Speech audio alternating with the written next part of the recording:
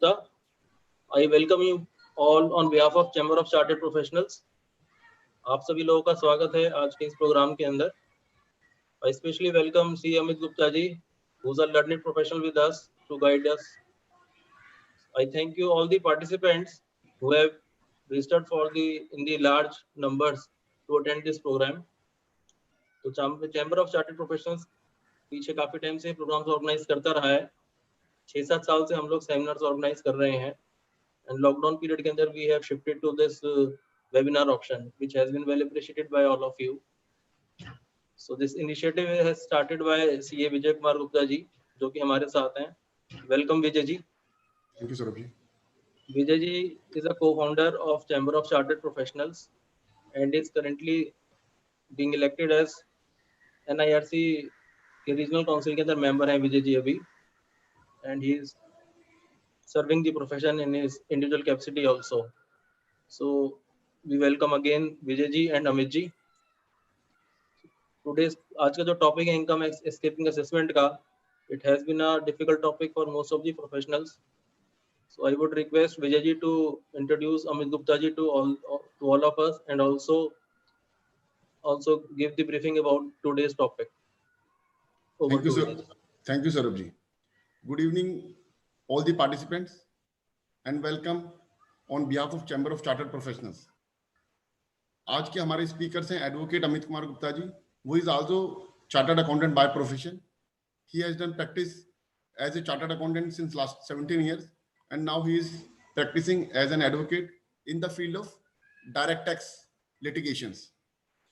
Direct tax litigations अपने आप में इतना बड़ा फील्ड है जिसके अंदर हमने आज एक छोटा सा टॉपिक ही लिया है, income escaping assessment under section 147, 148 and related matters. Related matters इसलिए लिखा है कि कुछ मैटर्स के अंदर हम असेसमेंट ना करा के हम डायरेक्टली इसको कंटेस्ट करते हैं बाय फाइलिंग रिट और by taking some other legal remedies. Usually being chartered accountant in practice हम सभी रिस्पॉन्स तो 147 का दे ही देते हैं, बट उसके अंदर काफी बातों का ध्यान रखने की जरूरत है जिसकी वजह से हम असेसिंग ऑफिसर के साथ कम्युनिकेट तो करें लेकिन उसको भी पता लगना चाहिए कि असेसी भी लॉ को जानता है. कभी कभार assessing officer being an government officials वो लॉ का बेनिफिट ज्यादा लेता है क्योंकि कोर्ट्स भी आज की डेट में प्रो गवर्नमेंट है, होना भी चाहिए, लेकिन कई बार गलत असेसमेंट अगेंस्ट दी असेसी हो जाती है in which he is not at default. So आज इसको ब्रीफ में डिस्कस करेंगे.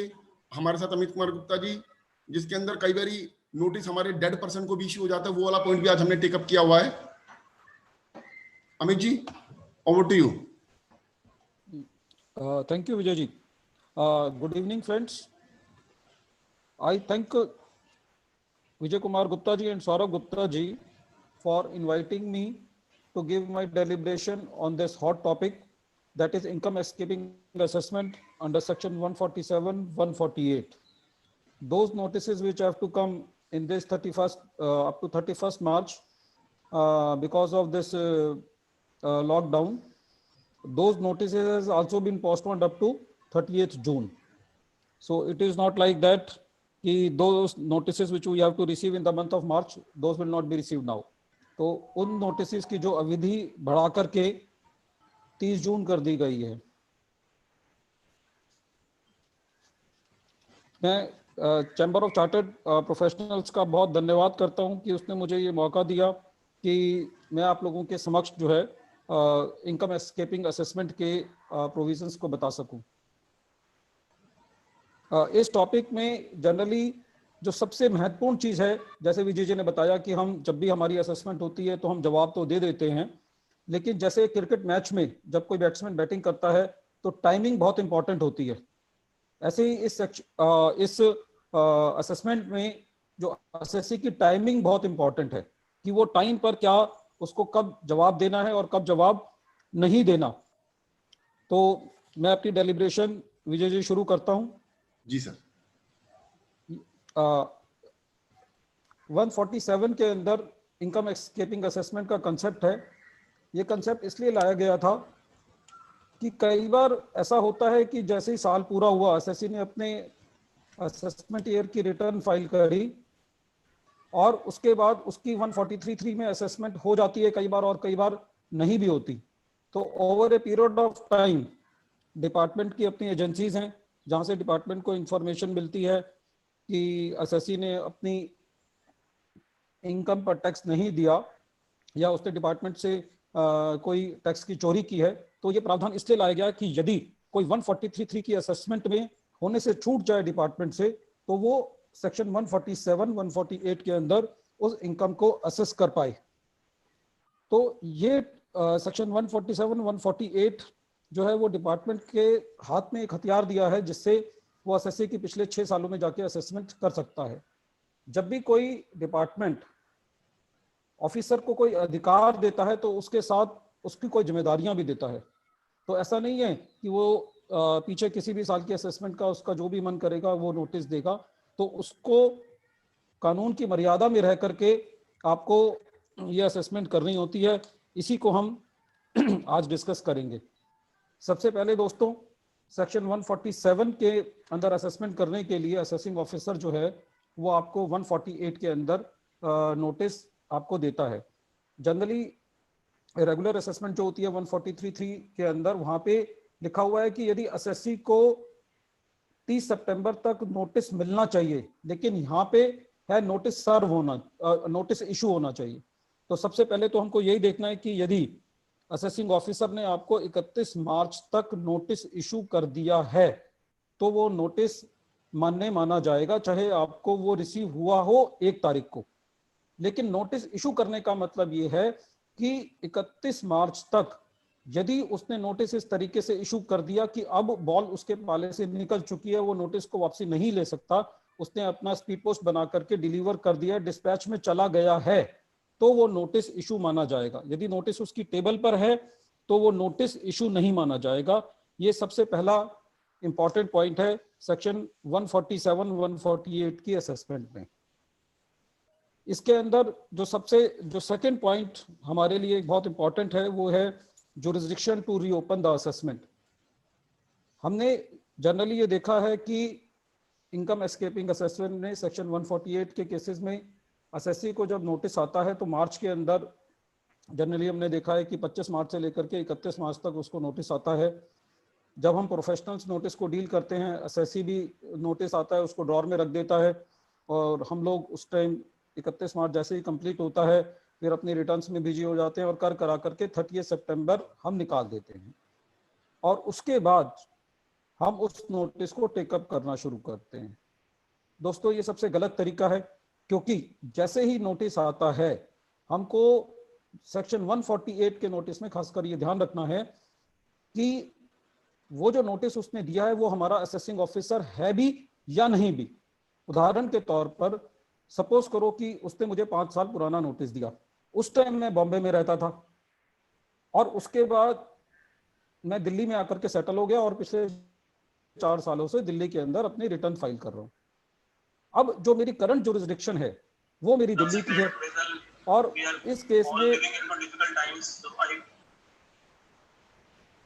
विजय जी थोड़ी सी कोई आवाज आ रही है पीछे से। यस यस तो उस केस में यदि सपोज करो मुझे बॉम्बे से नोटिस आता है तो वो मेरे जुरिस्डिक्शन के अंदर नहीं है, तो मेरी असेसमेंट वही कर सकता है जहां पे मैं अपनी करंटली रिटर्न फाइल कर रहा हूं। लेकिन यदि इस केस में यदि मुझे बॉम्बे से नोटिस आया और मैंने उस नोटिस को 6 महीने निकाल दिए और बाद में उसको ये चैलेंज किया कि नहीं साहब ये नोटिस तो वैध नहीं है क्योंकि आप मेरे जुरिस्डिक्शन में नहीं है, तो मैं ऐसा नहीं कर सकता, क्योंकि कानून में लिखा है कि यदि आपको नोटिस को चैलेंज करना है तो आपके जुरिस्डिक्शन को चैलेंज करना है तो आपके पास 1 महीने का टाइम होता है।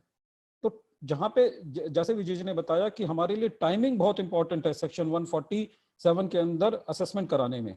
तो जैसे ही नोटिस आए तो मेरी आप लोगों को ये एक एडवाइस है कि आप ये देखें कि क्या वो आपकी जुरिस्डिक्शन में है या नहीं है। सपोज करो कि वो आपकी जुरिस्डिक्शन में नहीं है, तो पहला आपका कर्तव्य ये बनता है कि आप असेसिंग ऑफिसर को ये लेटर लिखें कि साहब ये मेरी जुरिस्डिक्शन जो है वो दिल्ली की है, मेरी बॉम्बे की जुरिस्डिक्शन नहीं है। और ऐसा करने में यदि सपोज करो कि उसने 28 मार्च को नोटिस दिया, आपको 1 तारीख को नोटिस मिला और आपने अभी चैलेंज कर दिया, तो वो नोटिस ही बेकार हो जाएगा, क्योंकि नोटिस इशू करने की डेट जो है वो 31 मार्च थी। तो आप अपना केस वहीं जीत जाते हैं। लेकिन यदि आपने ये टाइम निकाल दिया, 1 महीने का टाइम निकाल दिया, तो आप जुरिस्डिक्शन पे अपने नोटिस को बेकार नहीं करार करा सकते। तो विजय जी, ये बहुत इंपॉर्टेंट बात है, हमको ये ध्यान रखना है कि जब भी हमको सेक्शन 148 का नोटिस आता है तो हमको अपनी जुरिस्डिक्शन को चेक करना है कि हमारा जो नोटिस है वो हमारे रिस्पेक्टिव वार्ड से आया है या रिस्पेक्टिव सर्कल से आया है या नहीं आया। दूसरा जो सबसे important section 147 income escaping assessment का कंसेप्ट है, जो उसकी सबसे मजबूत लेग है, वो है रीजन टू बिलीव, जिसके ऊपर हमारी सारी इनकम एस्केपिंग असेसमेंट जो है वो आधारित होती है। रीजन टू बिलीव का मतलब ये है कि जब भी डिपार्टमेंट हमारी 147 में असेसमेंट करना चाहता है तो वो कुछ इंफॉर्मेशन उसके पास आई होती है। जनरली वो इंफॉर्मेशन झंडे वालान से भी हो सकती है, वो इंफॉर्मेशन जो है वो रजिस्ट्रार से भी हो सकती है। वो इंफॉर्मेशन कई बार ऐसा होता है कि जब एओ असेसमेंट अगले सालों की कर रहा होता है तो उस वक्त भी उसको कुछ ऐसी इंफॉर्मेशन मिल सकती है कि पिछले सालों में कोई उससे गलती हो गई है। तो इन सब इंफॉर्मेशन के बिहाफ पर वो आपकी असेसमेंट खोल सकता है, लेकिन उसको नोटिस इशू करने से पहले उस इंफॉर्मेशन के बिहाफ पे ये रीजन टू बिलीव बनाना होता है कि हाँ, कि वो इंफॉर्मेशन से आपकी इनकम असेस होने से छूट गई है। उसको एक ऑनेस्ट बिलीव बनाना पड़ता है। ऐसा नहीं है कि वो आपको सपोज करो उसको झंडे वालान से इंफॉर्मेशन आई कि आपने जो है वो 1 करोड़ रुपए की एंट्री ली है किसी एंट्री ऑपरेटर से, तो उसको यदि ऐसी इंफॉर्मेशन वहां से आती है तो उसको उस इंफॉर्मेशन पे और आपकी बैलेंस शीट को सामने रख के देखना है कि यदि वो कहता है कि आपने कैपिटल फॉर्मेशन की है तो आपकी कैपिटल बढ़ी है या नहीं बढ़ी। यदि वो कहता है कि आपने 10 करोड़ रुपए के लोन लिए हैं तो आपकी बैलेंस शीट में ड्यूरिंग द ईयर लोन आ रहे हैं या नहीं आ रहे। तो उसको ये होमवर्क करना है आपको नोटिस इशू करने से पहले। वो एक फिशिंग इंक्वायरी के लिए आपको नोटिस इशू नहीं कर सकता, वो आपको सस्पिशन के बिहाफ पे नोटिस इशू नहीं कर सकता। यदि हमको उसको ये नोटिस इशू करना है तो जो इंफॉर्मेशन उसके पास है और जो उसने अपना रीजन टू बिलीव बनाया है उसके बीच में एक कनेक्शन होना चाहिए। कई बार ऐसा भी हुआ है कि असेसिंग ऑफिसर के पास इंफॉर्मेशन आई, उसने रीजन टू बिलीव बनाया, लेकिन रीजन टू बिलीव उस इंफॉर्मेशन के बिहाफ पे नहीं बनाया। जो इंफॉर्मेशन उसको आई थी उसको कहीं और से इंफॉर्मेशन मिली, लेकिन वो उसने बाद में डिस्क्लोज किया। तो ऐसा नहीं है। जो इंफॉर्मेशन जिस डेट पर वो आपको जब वो नोटिस आपको इशू कर रहा है तो उसको उस इंफॉर्मेशन में और अपने रीजन टू बिलीव के अंदर एक लाइव लिंक शो करना है कि वो आपकी इनकम जो है वो असेस होने से रह गई है। इसमें एक बहुत इंपॉर्टेंट केस है जो कि आप लोग नोट डाउन कर सकते हैं, Chawla estate developers private limited versus ITD, Madhya Pradesh high court का केस है, जिसके अंदर रीजन टू बिलीव को मध्य प्रदेश ने बहुत इलेबोरेटली एक्सप्लेन किया है। तो उससे हमको रीजंस टू बिलीव के बारे में बहुत अच्छी जानकारी मिलती है। अब नेक्स्ट पॉइंट इसमें यह है कि सेक्शन 147 के तहत वो उसको अधिकार यह दिया गया है कि वो आपकी इनकम को असेस करे या रीअसेस करे, उसको रिव्यू करने की पावर नहीं है। यदि उसको रिव्यू करने की पावर दे दी फिर तो डिपार्टमेंट सभी के केस जो है वो रीओपन कर देगा। वो सेकंड थॉट के लिए आपके केस को रीओपन नहीं कर सकता। तो हमको ये ध्यान रखना है कि वो जो उसने हमको रीजंस टू बिलीव दिए हैं वो रिव्यू की तरफ इशारा करते हैं या हमारी जो इनकम असेस होने से छूट गई है उसकी ओर इशारा करते हैं। तो इस सेक्शन के अंदर असेसिंग ऑफिसर को रिव्यू की पावर नहीं दी गई है। या तो वो इनकम को असेस कर सकता है या वो रीअसेस कर सकता है, या हमने कोई ज्यादा लॉसेस को दिखा दिया है उन लॉसेस को कम कर सकता है, या डेप्रिसिएशन अमित जी ज्यादा। एक बारी केस लॉ का नाम दोबारा से रिपीट कीजिए एक बारी। हाँ सर, केस लॉ है Chawla estate developers private limited versus income tax department Madhya Pradesh high court.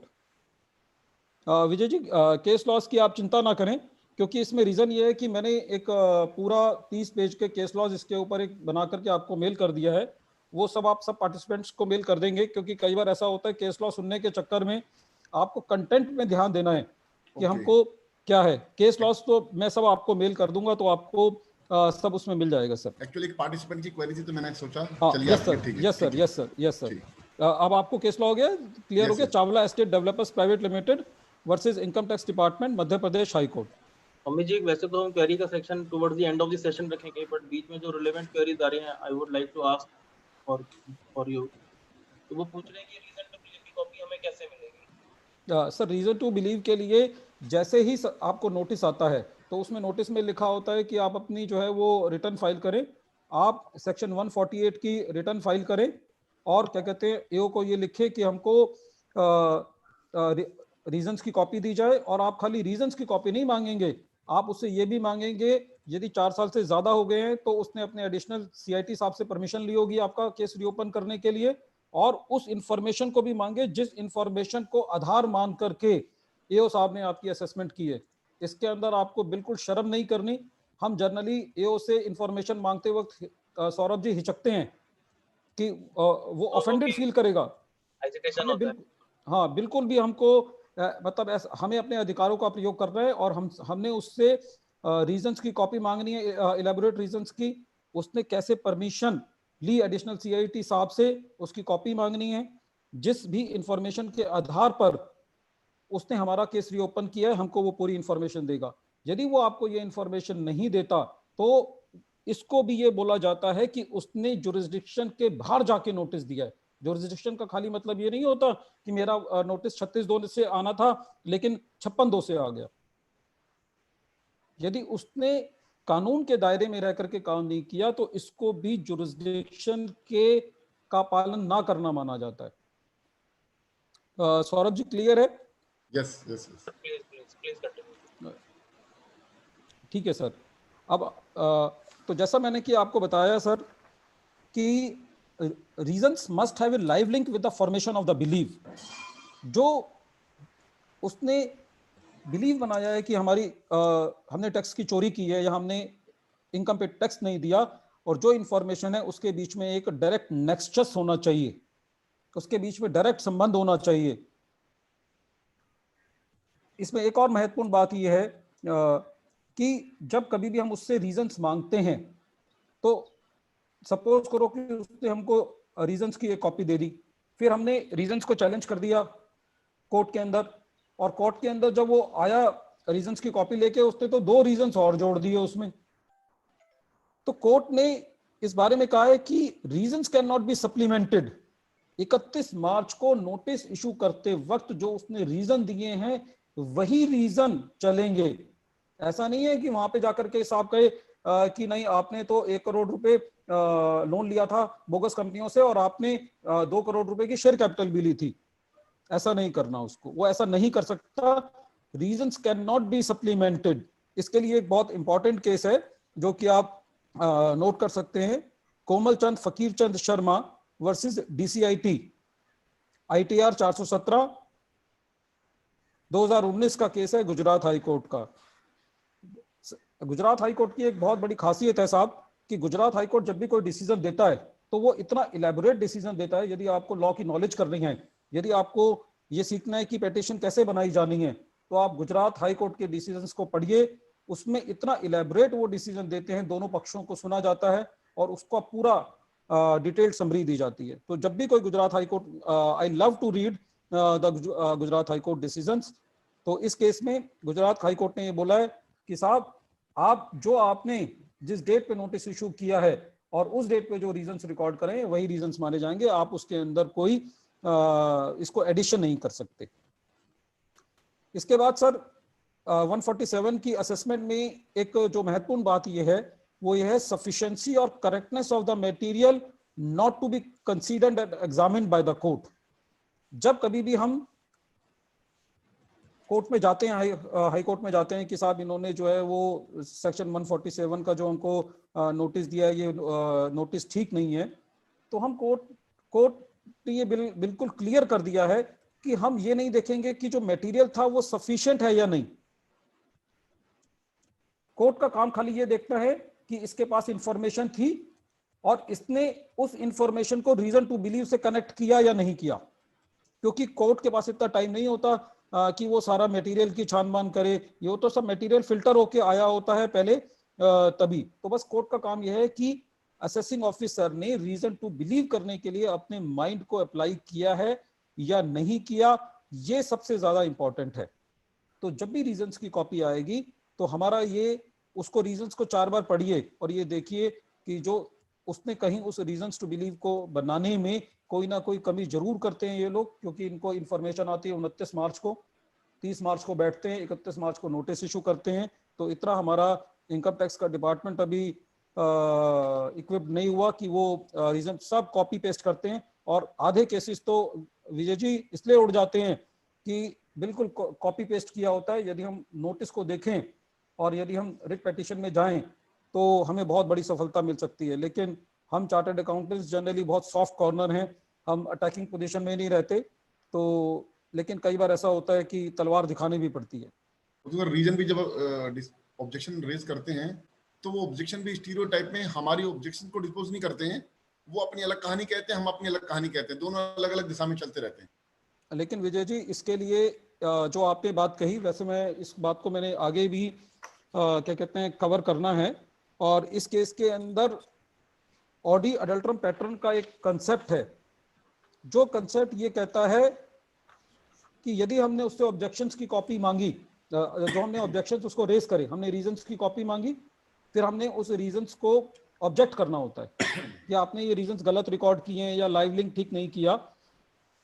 तो जनरली जो वो ऑब्जेक्शंस को डिस्पोज ऑफ करते हैं वो बड़े साइक्लोस्टाइल तरीके से करते हैं, आप लोगों ने देखा होगा। तो एक बहुत इंपॉर्टेंट केस है दीपक धनराज ITO 2020 420 ITR 105 कर्नाटका, जिसके अंदर कोर्ट ने ऑडी अडल्ट्रम पैटर्न को बताया है, जिसमें से उन्होंने ये कहा है ऑडी अडल्ट्रम पैटर्न का मतलब है let the other party here. यदि उसने आपकी बात को नहीं सुना या आपने जो ऑब्जेक्शंस रेज किए हैं उसको पॉइंट वाइज डिस्पोज ऑफ नहीं किया, तो पूरा सेक्शन 148 का केस जो है वो बेकार होने की संभावना हो जाती है। लेकिन क्योंकि हम जनरली दूसरे तरीके से केसेस को कराने की कोशिश करते हैं और हम डिपार्टमेंट से हरेस होते हैं, तो हमको ये देखना है कि उसने ऑब्जेक्शंस जो है वो टेक्निकली पॉइंट वाइज उसको डिस्पोज ऑफ किया है या नहीं किया। ठीक है विजय जी, क्लियर है आपको ये बात? Yes yes yes. अब नेक्स्ट पॉइंट है reasons must be self evident, they must speak for themselves. इसमें मैं रीजंस पे इसलिए ज्यादा जोर दे रहा हूं क्योंकि ये सेक्शन टिका ही रीजंस के ऊपर हुआ है। वो कोर्ट ने कहा है कि रीजन सेल्फ एविडेंट होना चाहिए, आप इधर उधर की बात नहीं करेंगे। आप जब भी एओ आपको रीजंस देगा तो उसके अंदर उनमें रीजंस में इतनी जान होनी चाहिए, उसको ये बताना चाहिए। सपोज करो फॉर एग्जांपल मैं आपको देता हूं कि एओ ने एक मुझे नोटिस दिया कि साहब आपने 2 करोड़ रुपए की एंट्री ऑपरेटर से एंट्री ली है और इतना लिख करके मुझे नोटिस भेज दिया। तो ये नोटिस मान्य नहीं होगा। उसको ये बताना है कि साहब 2 करोड़ रुपए की आपने एंट्री ली थी, इस 2 करोड़ रुपए से आपने लोन को रीपे किया या आपने इसको शेयर कैपिटल में ले गए या आपकी बैलेंस शीट में एज ए लोन खड़ा है। इतना कम से कम उसको दिमाग लगाना है और आपको ये बताना है कि इस 2 करोड़ रुपए का जो अमाउंट आपके पास आया है उसका बुक्स में क्या ट्रीटमेंट है। यदि उसने आपको उस बुक से रिकंसाइल नहीं किया तो वो नोटिस जो है वो वैलिड नहीं माना जाएगा। इसमें नेक्स्ट हम चलते हैं। Section 147 is a potent power and should not be lightly exercised, can not be used casually और मैकेनिकली। एओ को खाली रात को सपना आया कि साहब मैं इसकी अगले साल की असेसमेंट कर रहा हूं और इस साल की असेसमेंट करते वक्त मैंने देखा कि इसने डायरेक्टर्स की ट्रैवलिंग पर जो खर्चा किया है, डायरेक्टर साहब अपनी वाइफ को भी बाहर घुमाने ले गए थे स्विट्जरलैंड, तो ये मैं पिछले सालों में भी ले गए होंगे और उसने चिट्ठी बनाई और आपको 3 सालों का नोटिस दे दिया। ऐसा नहीं है साहब, उसको ये आपको बताना है कि मैंने जिस साल का वो असेसमेंट कर रहे हैं कि साहब ये आप बाहर गए थे, मैंने जो है वो पासपोर्ट अथॉरिटी से वाइफ की भी पासपोर्ट की कॉपी मंगाई और आपकी भी मंगाई और दोनों आप लोग स्विट्जरलैंड गए थे। हर साल आप बाहर घूमने जाते हैं, कभी दुबई जाते हैं, कभी स्विट्जरलैंड जाते हैं, कभी इटली जाते हैं, तो वो आपका केस रीओपन कर सकता है। खाली इस साल में वन फाइन मॉर्निंग उनको ख्वाब आया और उन्होंने आपको नोटिस दे दिया तो वो नहीं माना जाएगा। It is A potent power, ये बहुत महत्वपूर्ण पावर है जिससे वो आपकी सेटल्ड असेसमेंट्स को डिस्टर्ब कर देता है। तो जब भी कोई डिपार्टमेंट इतनी बड़ी पावर दे रहा है कि आपके 6-6 साल के केस रीओपन, अरे 6 साल घर में रखी हुई चीजें नहीं मिलती, 6 साल के रिकॉर्ड कहां से ढूंढ के लाएगा एसएससी। और फिर ये कहते हैं कि साहब आप उनकी स्टेटमेंट कराइए। आज के केस में किसी से पैसे लेने होते हो तो उसको बुला नहीं सकते, उससे स्टेटमेंट तो मांगेंगे कैसे। इसमें नेक्स्ट है sir, subjective satisfaction independently on an objective criteria. जैसे मैंने आपको बताया कि असेसिंग ऑफिसर को अपनी सेटिस्फैक्शन रिकॉर्ड करनी है कि मेरे पास रीजंस हैं इसका केस रीओपन करने के लिए। तो कोर्ट ये कहता है कि साहब ये जो सेटिस्फैक्शन है ये सब्जेक्टिव हो सकती है। सब्जेक्टिव का मतलब ये है कि उसको ये लग हो भी सकता है कि उसने टैक्स की चोरी की है, या ये तो बाद में असेसमेंट कंप्लीट होने के बाद पता चलेगा, लेकिन जो उसने रीजन टू बिलीव लिखे हैं इसके लिए उसने ऑब्जेक्टिव एक्सरसाइज की है। उसने जो रात को नोटिस बनाया उसकी जो मेहनत है वो ऑब्जेक्टिव होनी चाहिए, लेकिन उसका जो उसने रीजन टू बिलीव किया है वो सब्जेक्टिव हो सकता है। इसमें एक बहुत इंपॉर्टेंट बात है, change of opinion is check to abuse. Generally जो नोटिस इशू किया जाता है उसके अंदर यदि असेसिंग ऑफिसर ने ये लिख दिया कि opinion that you have escaped income, तो वो नोटिस खराब हो जाएगा साहब। वो ओपिनियन के बेस पे आपका केस नहीं खोल सकता, उसको रीजन टू बिलीव होना चाहिए। Opinion is a softer word, reason to believe is a harder word. 1987 में जो बजट आया था उस बजट के अंदर गवर्नमेंट ने कोशिश करी कि इस रीजन टू बिलीव को हटा करके ओपिनियन कर दें, क्योंकि ओपिनियन कर देंगे बड़ा सॉफ्ट है, सबकी रीअसेसमेंट खोलेंगे जी मेरा ओपिनियन है अमित कुमार गुप्ता ने टैक्स की चोरी की है। लेकिन इस पे बड़ा ह्यूज एंड क्राई हुआ, बड़ी सारी जगह से कंपनीज की रिप्रेजेंटेशन आई कि साहब पहले ही हमारा हरेसमेंट होता है और ये आप इसको ओपिनियन कर देंगे तो बड़ा अन्याय हो जाएगा। तो गवर्नमेंट को समझ में आई और उन्होंने जो है वो ओपिनियन वाली बात को दोबारा हटा के रीजन टू बिलीव को रिस्टोर कर दिया। विजय जी, जो ये बात मैंने बताई इस बात को आप अपने जो आप उसको रिप्लाई देते हैं उस रिप्लाई में लिखें इस 1987 के मेमोरेंडम का हवाला देते हुए कि साहब ये ओपिनियन नहीं है, ओपिनियन को हटा के दोबारा उस बात को नहीं माना गया तो रीजन टू बिलीव है। तो इसीलिए उसको ये बताना जरूरी है कि भाई आप ओपिनियन के बेस पे केस रीओपन नहीं कर रहे, आप रीजन टू बिलीव के केस में केस रीओपन कर रहे हैं।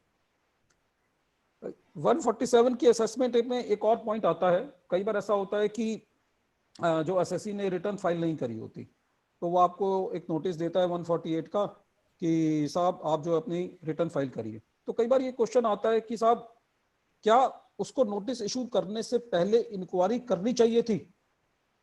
सपोज करो कि मेरे फादर ने मुझे गिफ्ट किया एक प्रॉपर्टी जिसका सर्कल रेट 2 करोड़ रुपए था, तो मेरे फादर मुझे प्रॉपर्टी जो है वो गिफ्ट कर सकते हैं।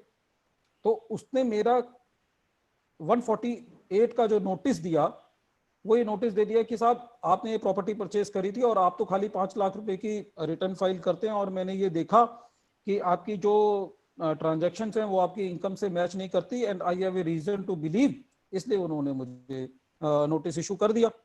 तो इस केस के अंदर उसको ये भी देखना है कि जब उसके पास ये इंफॉर्मेशन आई होगी तो उसके पास सेल डीड की कॉपी भी आई होगी। तो उसने जब सेल डीड में वो पढ़े कि यदि उसने ये नहीं पढ़ा कि अमित कुमार गुप्ता को ये सेल डीड जो हुई है वो गिफ्ट के माध्यम से हुई है, सेल कंसिडरेशन के माध्यम से नहीं हुई, तो उसके साथ डायरेक्टली असेसमेंट कराने मत बैठ जाओ। उसको ये बताओ कि साहब ये जो आपने रीजन टू बिलीव किया है आपने सेल डीड की कॉपी तो पढ़ लेते। तो formal inquiry is not necessary, मतलब उसके लिए वो जरूरी नहीं है। आजकल ये नया ट्रेंड देखा गया है कई बार कि वो 148 का नोटिस इशू करने से पहले 133(6) इशू कर देते हैं और आपसे इंफॉर्मेशन मांग लेते हैं। तो यदि उसने इंफॉर्मेशन मांगी है या नहीं मांगी, इससे सेक्शन 147 के और 148 के नोटिस पे कोई फर्क नहीं पड़ता सर। जनरली जो कोर्ट्स हैं वो ये कहती है कि जब आप असेसी को नोटिस दो तो आप उसकी रीजंस की कॉपी दो, आपने सुपीरियर अथॉरिटी से जो अप्रूवल लिया है आप उसकी कॉपी दो और इन्वेस्टिगेशन रिपोर्ट की कॉपी दो। लेकिन कोई आईटीएस को देता नहीं है, तो कोई हमको देगा नहीं। हमें आइडिया वाला जो आइडिया का एक ऐड आता था मुझे बहुत अच्छा लगता था कि साहब पूछने में क्या जाता है, तो यहाँ पे हमें पूछना जरूर है कि हमारा 148 का नोटिस दिया है, तो साहब जो कागज हमें मिलने चाहिए हमें वो तो दे दो, ताकि हम अपनी असेसमेंट करा लें। अमित जी वो और ऐड जो है ना जब वो हम टाटा, उससे वो ऐड ये जो है ना वो सारे टाटा स्काई कागज का मांग होगा। ले, नहीं नहीं सर, टाटा स्काई का नहीं था, आइडिया का आता था। अभिषेक बच्चन का पूछने में क्या जाता है, जिसके अंदर वो ये कहता था कि भाई सर आइडिया का आता था, टाटा स्काई का नहीं आता था विजय जी। मतलब सर हमें आपकी पूछना यादाश्त बहुत है। अच्छी है, लेकिन इस केस में मैं ठीक हूँ। हो सकता है। मतलब हमें पूछना है सर सब कुछ। हाँ, आप चेक कर लेना गूगल पे। हाँ हाँ सर, अब इसको आगे बढ़ाते हुए कोर्ट्स ने एक बहुत बढ़िया बात बोली है Vijay ji, disposing of objections is not mechanical ritual. ये कोई रस्म नहीं है कि लड़की जयमाला डालेगी तो लड़का डालेगा तभी शादी होगी। हमने उससे ऑब्जेक्शन मांगे और उसने एक लेटर बना के दे दिए, your objections are not valid. नहीं, यदि उसने ऐसा नहीं किया तो ऑडी एडल्टरम पैटर्न का कंसेप्ट लग गया। उसको आपके एक एक बात का जवाब देना है मर्यादा में रह करके। यदि वो इस बात को जवाब नहीं देता तो this is the right point when you have to file the writ petition in the high court. तो अभी तक जो हमने पढ़ा वो ये था कि उसने हमको नोटिस इशू किया, हमने उससे रीजंस मांगे, रीजन मांगने के बाद उसने हमको रीजन की कॉपी दी, हमने उसके ऑब्जेक्शन रेज किया और उसने जब ऑब्जेक्शंस डिस्पोज ऑफ किया, यदि आपको ऐसा लगता है कि उसने ठीक ठाक तरीके से आपको ऑब्जेक्शंस आपको दिए हैं और आपको असेसमेंट कराना बेहतर है तो रिट में नहीं जाना, लेकिन आपको ऐसा लगता है कि आपका केस बिल्कुल मजबूत है और उसने आपके रीजंस जो ऑब्जेक्शंस हैं उनको डिस्पोज ऑफ ठीक से नहीं किया, तो at this time you have to file your writ petition. तो अमित जी हम इससे इस रिलेटेड बात तो मैं एक एग्जांपल लेना चाहूंगा। अपने ही एक केस था in the last year, yes sir, many notices has been issued by doubling of the transactions shown in 26 AS कि 26 यस AS सर, में हमारा रेवेन्यू, इंटरेस्ट, सैलरी या whatever amount is shown, let's say 13 lakh.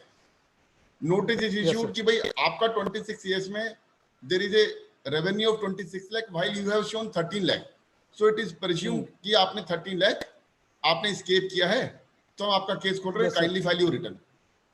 Yes sir, हमने return file करके उसको जवाब दिया कि यस हमारे सर, 26 ईयर्स में 13 लाख ही है, ये रही उसकी copy, kindly yes sir, provide the copy of your 26 years in which 26 lakh is shown. वो उस चीज को घुमा यस सर। के जवाब ही नहीं दे रहा कि बोलो जी हमें तो, हम इसको वेरीफाई कैसे करेंगे। मैंने कहा sir it is provided by you, so you have to provide first. Vijay ji, आपने इस केस में उसके एडिशनल आपको चिट्ठी लिखी? उसके एडिशनल आपको चिट्ठी लिखी तभी केस हुआ हमारा। उसने कहा जी, यस सर, बोल जी मैं ड्रॉप तो नहीं एडिशनल करूंगी, बस असेसमेंट कर देती हूँ लेकिन ड्रॉप नहीं करूंगी, एडिशनल कोई चिट्ठी लिखी थी। सर, यदि ऐसे केस में एडिशनल को चिट्ठी लिखने से भी ना माने तो सीआईटी को लिख दो, एक सीबीडीटी में लिख दो, एक प्राइम मिनिस्टर को लिख दो। अब डरने की जरूरत नहीं है। चार्टर्ड अकाउंटेंट के तरीके से केस ना कराएं, एडवोकेट तरीके से कराएं, क्योंकि अब वो आपका कुछ नहीं बिगाड़ सकते। ये टकी वो हमारी लिहाज करते हैं साहब? नहीं करते। हम तो अपने अधिकार ही मांग रहे हैं ना, हमारे पास ये पूरा अधिकार है, हम अपनी बात को कह रहे हैं खाली। आपकी बात का सर जवाब देते हुए विजय गुप्ता जी, मैं केस डिस्कस करता हूं। जब बीजेपी की गवर्नमेंट आई तो चिदम्बरम साहब को 148 का नोटिस भेजा गया और उनको कहा गया कि साहब आप ये कॉफी उगाते हैं और आप इसकी ये एग्रीकल्चर में नहीं आती। तो उस केस में क्या हुआ विजय जी कि चेन्नई हाई कोर्ट का केस है, मुझे एग्जैक्ट केस का पूरा नाम नहीं, लेकिन यदि आप गूगल पे डालेंगे तो मिल जाएगा।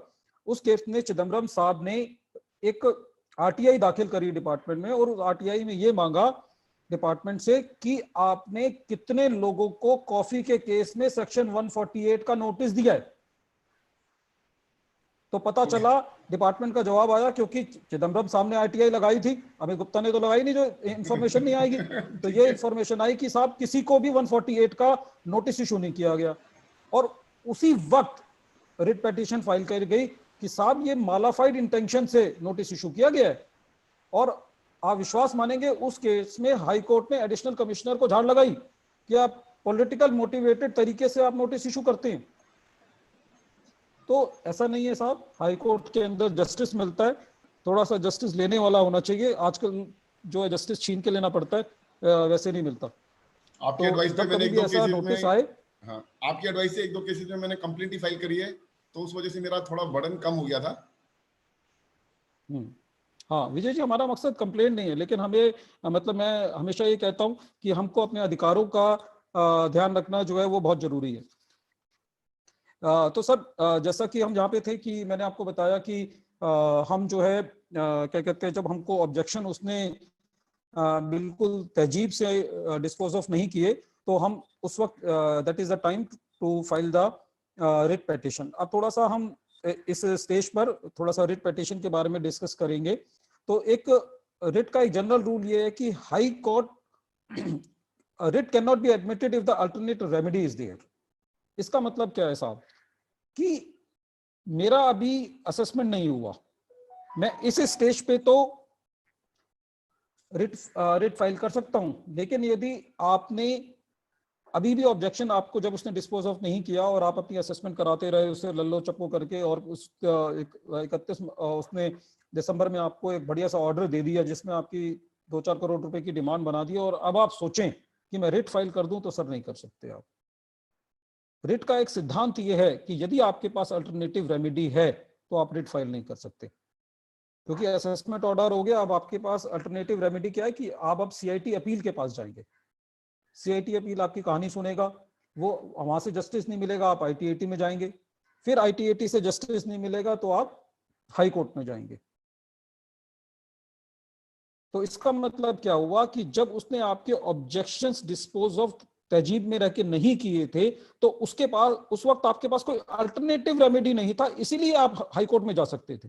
लेकिन आप असेसमेंट यदि आपने करा ली तो तकलीफ हो जाएगी। और रिट फाइल करने में ये भी जो ध्यान रखना है वो आपको ये ध्यान रखना है कि आपको रिट फाइल करने में देरी नहीं करनी। जैसे ही आपको ऑब्जेक्शंस उसने डिस्पोज ऑफ किए आपके, आप उसको तुरंत दाखिल कर दें। ऐसा ना हो कि आप 15 दिसंबर तक बैठे रहे तो कोर्ट कहेगा साहब, क्योंकि उसके बीच में वो आपको 3-4 नोटिस दे चुका होगा। और ये भी आपको ध्यान रखना है, जब हम रीजंस मांगते हैं तो कई बार वो 2-2, 3-3 महीने लगा देते हैं, तो आप 1-1, 2-2 चिट्ठी बीच में सब डालते रहिए, ईमेल डालते रहिए। इसी तरीके से सपोज करो आपने उसने रीजंस दे दिया, आपने ऑब्जेक्शन फाइल कर दिए, फिर उसने डिस्पोज ऑफ नहीं किया, फिर वो सो जाता है 2-3 महीने के लिए, क्योंकि उनको बड़ी सारी रिपोर्ट्स बनानी होती हैं आजकल असेसिंग ऑफिसर्स को, तो फिर उसको 2-3 चिट्ठी डालते रहिए। ये आपकी हाई कोर्ट में रिट पिटीशन को प्रबलता देगा सक्सेसफुल होने के लिए। क्लियर है विजय जी? तो रिट के अंदर हमको ये ध्यान रखना है कि रिट यदि आपका अल्टरनेटिव रेमेडी है तो रिट फाइल नहीं की जा सकती। लेकिन सर इसका एक एक्सेप्शन मतलब इसके लिए आप एक केस लॉ लिख लें, तानसिंह नथमल तीतापुर पेपर मिल्स, इसके अंदर ये बात कही गई है कि writ can not be admitted if alternative remedy is there. अब इसके सर कुछ एक्सेप्शन भी हैं कि कई बार ऐसा होता है कि अल्टरनेटिव रेमेडी है और फिर भी मैं रिट में जा सकता हूं। तो एक सबसे पहले केस नोट करें, छाबिल दास अग्रवाल 2014 सुप्रीम कोर्ट। सर मैं दोबारा रिपीट करता हूं, छाबिल दास अग्रवाल 2014 सुप्रीम कोर्ट। इसके अंदर सुप्रीम कोर्ट ने कहा है कि जनरल रूल यह है कि यदि अल्टरनेटिव रेमेडी है तो रिट फाइल नहीं की जा सकती, लेकिन इन केसेस के अंदर यदि अल्टरनेटिव रेमेडी है तब भी रिट फाइल की जा सकती है। तो ये कौन कौन से केसेस हैं? इनके अंदर सबसे पहला केस है when the statutory authority has not acted in accordance with the provisions of the enactment in question. Suppose करो कोई ऑर्डर ऐसा पास कर दिया जिसके अंदर उसने प्रोविजंस की धज्जियां उड़ा दी, उसने आपके डिविडेंड इनकम एग्जैम्प्ट है और फिर भी उसने आपकी डिविडेंड इनकम को टैक्सेबल कर दिया, तो इसके लिए लड़ने की जरूरत नहीं, इसके लिए रिट में भी जा सकते हैं। अमित जी एक केस का एग्जांपल मैं और लेना चाहूंगा। केस है defines of the fundament. Yes sir. हाँ, जैसे कि हमारे पास अल्टरनेट रेमेडी अवेलेबल है, अल्टरनेट रेमेडी अवेलेबल है, लेकिन जब उसने असेसिंग ऑफिसर ने हमें नोटिस भेजा, मार्च में भेजा, हमने रिप्लाई उसका जून में दे दिया कि the company is dead, company doesn't exist, और हमने इसकी इंटीमेशन दे रखी थी and it is amalgamated with this company. Assessing officer ने लेके रख लिया and he didn't respond any once. उसने सबसे बाद उसका नेक्स्ट नोटिस जो है वो 20 दिसंबर को आया, यस सर, जो कि हमें 24 को मिला and high court was closed on 20 December. Yes sir. तो हमें तो पता ही नहीं, उसका भी हमने रिप्लाई दे दिया कि हमने आपको जून में रिप्लाई दे दिया था, और उसकी एक्नॉलेजमेंट हम आपको 2012 में ही रिस्पॉन्स कर चुके थे कि हमारी कंपनी मर्ज हो चुकी है। तो उसका तो हमारे पास ऑप्शन ही नहीं है कि हाई कोर्ट में जाए, मतलब हाई कोर्ट में उससे पहले जाने का ऑप्शन था नहीं, क्योंकि उसने हमारे रिप्लाई को रिजेक्ट नहीं किया था, और जब रिजेक्ट किया जब तक हाई कोर्ट बंद हो चुकी थी, उस समय असेसमेंट होने का टाइम 2 दिन ही बचे थे या 4 दिन बचे थे, क्योंकि 31 दिसंबर के बाद ही हाई कोर्ट खुलती है। तो विजय जी इसमें मेरा ये कहना है आपको कि जैसे आपने जून में उसको कहा कि साहब मेरी कंपनी अमलगमेट हो गई, और ये अब तो खैर सुप्रीम कोर्ट का डिसीजन आ गया मारुति सुजुकी का, तो बात ही खत्म हो गई है, फिर तो ये केस आपके फेवर में है ही। लेकिन थोड़ी सी कमी मैं आपकी ये मानता हूँ कि जब जून के बाद आपने दिसंबर तक आप भी मस हुई है। कानून का पहला रूल ये है कि जो खुद नहीं जागता कानून उसकी मदद नहीं करता, और फिस्कल लॉस के अंदर जितने भी कोर्ट्स हैं वो जनरली डिपार्टमेंट के फेवर में रहते हैं। लेकिन इस केस के अंदर जो असेसिंग ऑफिसर ने मांगा था उसका हम properly respond along with the mentioning of Maruti Suzuki India case, उस केस का भी हवाला दे दिया था। सर आपकी बात को सर मैं मानता हूं, लेकिन मेरा मानना यह है जैसे आप ही ने शुरू में जब हमने ये सेशन शुरू किया तो टाइमिंग की बात करी, तो टाइमिंग जैसे हमने जून में कहा तो साहब उसको हर महीने जगाते रहो। जून में दिया, फिर 30 जून को जगा दो, 15 जुलाई को कर दो, और फिर 31 जुलाई को करके फिर रिट फाइल कर दो। ये साहब ये हमारी बात को जवाब ही नहीं दे रहा, क्योंकि बाद में एक बार इसने असेसमेंट कर दी, once an AO has done the assessment, then he will move the wheel of the litigation and you will be in that litigation। फिर प्रूव करते रहो साहब, फिर कुछ नहीं होगा। तो इसको आपको ये ध्यान रखना है कि मैं लिटिगेशन के चक्रव्यूह में ना फंस जाऊं। आपको यदि बाहर निकालना है तो आपको एक्स्ट्रा विजिलेंट होना पड़ेगा, क्योंकि फिस्कल लॉज में यहाँ पे हनीप्रीत को तो बेल मिल जाती है साहब, जिसकी वजह से 23 लोग मारे जाते हैं, लेकिन आपने 10 लाख रुपए की टैक्स की चोरी कर दी और आपके ऊपर प्रोसिक्यूशन लग गया, तो साहब मुजरिम के साथ जेल जाना पड़ेगा। तो सर मैं उस टॉपिक पे जो हम चल रहे थे छाबिलदास अग्रवाल वाले केस में, जिसके अंदर हम ये चीज कवर कर रहे हैं कि यदि जो रिट पिटीशन फाइल की जा सकती है जहां पे अल्टरनेटिव रेमेडी है, इसका थर्ड है statutory authority has resorted to invoke the provisions which are repealed. Suppose करो उसने कोई ऐसे सेक्शन के अंदर आपकी असेसमेंट कर दी जहां पे वो सेक्शन ही खत्म हो चुका, क्योंकि एओ तो पढ़ते ही नहीं, पढ़ने की जिम्मेदारी हम चार्टर्ड अकाउंटेंट्स की है, तो ऐसे केस में भी यदि असेसमेंट करने के बाद आप रिट पे जा सकते हैं साहब। फोर्थ केस है when an order has been passed in total violation of the principles of natural justice. कई बार आपको ऐसा लगता है, जैसे जिस केस का अभी आपने हवाला दिया कि उसने जून के बाद दिसंबर में आपको किया, तो in this is a proper case when you can say that he has violated the principles of the natural justice। और यदि इस केस में उसने आपकी एडिशन सपोज करो कर दी होती तो आप रिट में 100% जीत जाते साहब। तो मैंने आपको सब 4 केसेस बता दिए आपको, जब आपके पास अल्टरनेटिव रेमेडी है और तभी आप रिट में जा सकते हैं। एक सर रिट के बारे में एक और महत्वपूर्ण बात यह है कि जनरली जब हाई कोर्ट जो है जब भी वो कोई मतलब जो नोटिस इशू होता है 148 का या असेसमेंट कराते वक्त वो आपको शोकोज नोटिस देता है, तो उस शोकोज नोटिस को क्वेश्चन नहीं करते, जनरल रूल ये है। लेकिन कुछ केसेस हैं जिसके अंदर वो इस शोकोज नोटिस को भी क्वेश्चन कर सकती है। ये केसेस हैं where the show cause notice has been issued without the jurisdiction by the authority. फिर वही बात सबसे पहले जहां से मैंने शुरू किया, जुरिसडिक्शन नहीं है। 36(2) का नोटिस दिया, मेरा वार्ड 36(2) बनता है, 56(2) से दे दिया, नोटिस उड़ जाएगा। जुरिसडिक्शन बहुत इंपॉर्टेंट है, क्योंकि जुरिसडिक्शन पे डिपार्टमेंट सबसे ज्यादा मात खा रहा है, इसीलिए ये ई प्रोसीडिंग ला रहे हैं, क्योंकि ई प्रोसीडिंग में जुरिसडिक्शन रहेगी नहीं, इनके सारे नोटिस वैलिड हो जाएंगे, डिपार्टमेंट की चांदी गड़ जाएगी। तो लेकिन जो पिछले केसेस हैं, कम से कम उस केस में तो हम इन केसेस में कर सकते हैं। तो जुरिसडिक्शन बहुत इंपॉर्टेंट है सर। तो सेकंड एक्सेप्शन है कि जब वो शोकोज नोटिस को क्वेश्चन कर सकता है, वेयर शोकोज नोटिस रीओपन से well settled position of law. Well settled position of law को generally department ITAT high court के तो ऑर्डर को मानता नहीं है, कम से कम सुप्रीम कोर्ट से आजकल थोड़ा सा डरने लगे हैं वो। तो यदि उनको जाके दिखाओ, तो यदि कोई well settled position of law है और उसको बिल्कुल नजरअंदाज करते हुए यदि आपको वो कोई शोकोज नोटिस देता है, जैसे आप वाले केस में विजय जी आपने उसको मारुति सुजुकी का केस दे दिया, बिल्कुल आपके केस में फिट होता है, और फिर भी तो इस शो कोर्स को यदि आप रेट पे चले जाते 24 तारीख को छुट्टी नहीं होती, और तो आप 100% उसमें जीत जाते। थर्ड केस है where show cause notice has prejudged the issue. Show cause notice इसलिए दिया जाता है कि असेसी को एक मौका दिया जाए अपनी बात कहने का, लेकिन कई बार शो कोर्स नोटिस से ही ऐसा लगता है कि एओ साहब उतावले हुए पड़े हैं एडिशन करके, ये एडिशन करके ही मानेंगे, चाहे आप कुछ भी दे दें, चाहे आप भगवान कृष्ण के दर्शन करा दें, ये एडिशन करेंगे ही करेंगे। लेकिन यदि शो कॉज नोटिस से ऐसा लग जाता है आपको कि एओ आपकी एडिशन करेगा ही करेगा, तब भी साहब आप रिट में जा सकते हैं और कोर्ट जो है वो आपके शो कॉज नोटिस को क्वैश कर सकता है। फोर्थ एग्जांपल है where the show cause notice has been issued with मालाफाइट्स।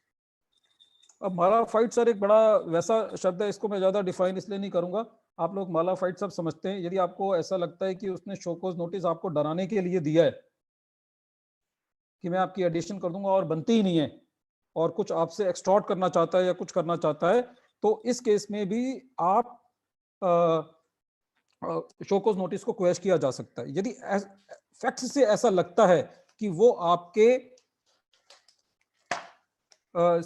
उसकी मालाफाइड इंटेंशन है, तो डिपार्टमेंट इस शो कॉज नोटिस को क्वेश कर सकती है।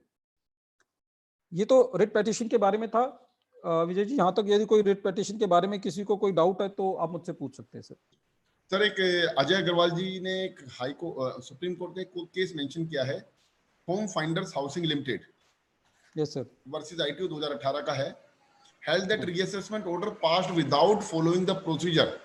Yes, Said sir. order passed before disposal of objection raised by an assessee on region recorded for reopening is curable irregularity, doesn't vitiate the proceeding.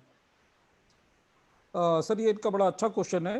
कई बार क्या होता है कि जब भी हम डिपार्टमेंट में लड़ते हैं और हम ये कहते हैं कि साहब हमारी बात नहीं सुनी, तो वो क्या करता है कि हाई कोर्ट कई बार, क्योंकि हाई कोर्ट के पास बहुत वाइड पावर है, तो वो साहब ये कहता है कि इनकी यार बात सुन लो। वो नोटिस को खराब नहीं करता। सपोज करो मैं ये कह रहा हूं कि साहब इन्होंने मेरे ऑब्जेक्शन को डिस्पोज ऑफ नहीं किया और असेसमेंट का टाइम अभी बचा हुआ है, तो वो उसको डायरेक्शन दे देगा भाई इसके ऑब्जेक्शन को ठीक से डिस्पोज ऑफ कर दे। लेकिन यदि असेसमेंट का टाइम निकल चुका तो फिर आप प्रिवेल कर जाएंगे। कभी कभार असेसमेंट के बाद भी टाइम देता ना कि जी आप दोबारा से असेसमेंट कर दो, चलो मान लेते हैं नोटिस वैलिड है। सर तो सर उस केस में क्या कहते हैं, कई बार ऐसा हो जाता है क्योंकि सर हाई कोर्ट के पास बहुत वाइड पावर है, और जब हम केस कराते हैं तो ये असेसी का भी भाग्य साथ साथ चलता है।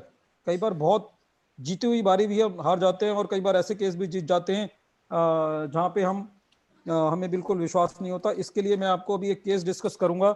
तो इस बात पे विजय जी मैं आपको एक केस का नाम लिखवाता हूँ, और मेरी सबसे रिक्वेस्ट है कि यदि वो इनकम टैक्स के अंदर क्या कहते हैं इस बात को देखना चाहते हैं कि केस कैसे जीता जाता है, सर केस का नाम लिखेंगे 417 ITR है, पेज नंबर 169। ये बॉम्बे हाई कोर्ट का केस है। केस का नाम है Rupesh Rashmikant Shah versus Union of India and others. Sir मैं रिपीट कर रहा हूँ, 2019 का केस है, 417 ITR है, पेज नंबर 169 है, बॉम्बे हाई कोर्ट। केस का नाम है Rupesh Rashmikant Shah versus Union of India and others. Vijay ji, इस केस के फैक्ट्स हैं कि एक छोटा सा लड़का था 10 साल का, उसका एक एक्सीडेंट हो जाता है रोड में और वो अपाहिज हो जाता है। तो वो मोटर व्हीकल एक्ट के अंदर अपना क्लेम फाइल करते हैं, तो क्लेम के अंदर कोई उनको 10 लाख रुपए का क्लेम मिलता है। लेकिन उसके लिए फिर वो हाई कोर्ट में चले जाते हैं, तो हाई कोर्ट जो है वो क्लेम बढ़ा करके उसको 30 लाख कर देता है। फिर इंटरेस्ट का झगड़ा होता है, तो सुप्रीम कोर्ट जो है वो इंटरेस्ट जो है वो कह देता है कि 1 करोड़ रुपए इनको इंटरेस्ट देना है, मतलब कुछ 9% से। केस के कुछ ऐसे फैक्ट्स हैं। तो जब सुप्रीम कोर्ट ये कह देता है फिर तो बात खत्म हो जाती है। तो इंश्योरेंस कंपनी क्या करती है साहब, इस केस में जो इंटरेस्ट पार्ट होता है उसके ऊपर टीडीएस काट लेती है, और टीडीएस काट के उसको पेमेंट कर देती है। चलो जी, टीडीएस कट गया, वो घर आया, उसने सीए साहब को दिखाया कि साहब 1 करोड़ का 10 लाख रुपए मेरा टीडीएस कट गया। अब क्योंकि छोटा सा सी होता है उसका 10 लाख रुपए टीडीएस कट जाता है, तो सीए उसको एक सलाह देता है इस केस में कि साहब आप अपनी रिटर्न फाइल करो, आप पूरी इनकम जो है वो टैक्सेबल ले लो, इस इंटरेस्ट को भी, क्योंकि आपका टीडीएस कट गया। लेकिन रिटर्न के अंदर क्योंकि पुराना टाइम होता है कि the tax has been paid in protest करके वो अपनी रिटर्न फाइल कर देते हैं। उसके बाद 143(3) के अंदर उसकी असेसमेंट लगती है, और एओ जो है वो उस इंटरेस्ट को टैक्सेबल लेकर के उसकी टैक्स ले लेता है। तो यहां पर रोल शुरू होता है एडवोकेट का। तो इस केस में जब ये बॉम्बे हाई कोर्ट पे जाते हैं, तो साहब वो ये कहते हैं कि जो वकील दलील देता है उस केस में, वो कहता है कि साहब इन्होंने मेरा टीडीएस काट लिया, तो टीडीएस काट लेना ये सबूत नहीं है कि मेरे इनकम टैक्सेबल है। हो सकता है किसी आदमी ने गलत काट लिया, बिल्कुल सही बात है, लेकिन डिपार्टमेंट एक सेक्शन पढ़वाता है, सेक्शन है विजय जी, सेक्शन 56(2) क्लॉज 8, इसके अंदर ये लिखा हुआ है क्लियरली कि income by way of interest received on compensation और enhanced compensation refer to clause B of section 145A। वो ये कहता है कि यदि आपको कोई इंटरेस्ट मिला है किसी कंपनसेशन के ऊपर तो वो टैक्सेबल है, क्लियरली लिखा हुआ है। और 145A भी क्या कहता है कि यदि आपको किसी कंपनसेशन पे इंटरेस्ट मिला है तो वो इंटरेस्ट जिस साल में मिला है उस साल में टैक्सेबल है। क्योंकि इस केस में तो उसको 1 करोड़ रुपए इंटरेस्ट मिला था, वो कह सकता है साहब इसको 30 साल में प्रपोर्शन करो, अब 30 साल में उसका 2.5 लाख रुपए करके बच जाता है वैसे ही। लेकिन कानून में ये लिखा हुआ है कि जिस साल में उसको इंटरेस्ट रिसीव हुआ है वो पूरा का पूरा जिस साल रिसीव हुआ उसी साल टैक्सेबल है। लेकिन सर पॉइंट मेरा यहाँ पे नहीं, ये नहीं है। तो इतना क्लियर होने के बाद भी जो एडवोकेट इस केस में दलील देता है वो कहता है साहब आप टैक्स तो तब लोगे जब ये मेरी इनकम होगी, और इनकम कब है? आप ये कहते हो मेरा इंटरेस्ट है, मेरा इंटरेस्ट तो तब माना जाएगा जब मैंने किसी को लोन दिया हो। तो मेरे एसएससी को तो यहाँ पे एक इंटरेस्ट मिला है उसकी टांग कटने पर, तो उसने तो कोई लोन और डिपॉजिट है ही नहीं है। तो जज साहब की बात एकदम क्लिक कर गई और उन्होंने कहा बिल्कुल सही है, जब इंटरेस्ट ही नहीं है, जब लोन ही नहीं है तो इंटरेस्ट नहीं है, और जब इंटरेस्ट नहीं है तो टैक्स नहीं है। और पूरी की पूरी एडिशन जो है वो बॉम्बे हाई कोर्ट ने डिलीट कर दी। सर ये example, it is the classic example when you can fight for your client even if it is expressly mentioned in the statute that your income is taxable. Vijay ji clear है? Yes. हाँ, तो sir क्या कहते हैं, हमको ये जरूर ध्यान रखना है कि अपने अधिकारों का ध्यान रखते हुए कि हमको सेक्शन 4 को हमेशा ध्यान रखना है कि जहां पे वो कहता है कि रियल इनकम पे टैक्स होना चाहिए। अब सर इसके अंदर जो आपने मुझे एक टॉपिक दिया था कि notice against dead person is invalid.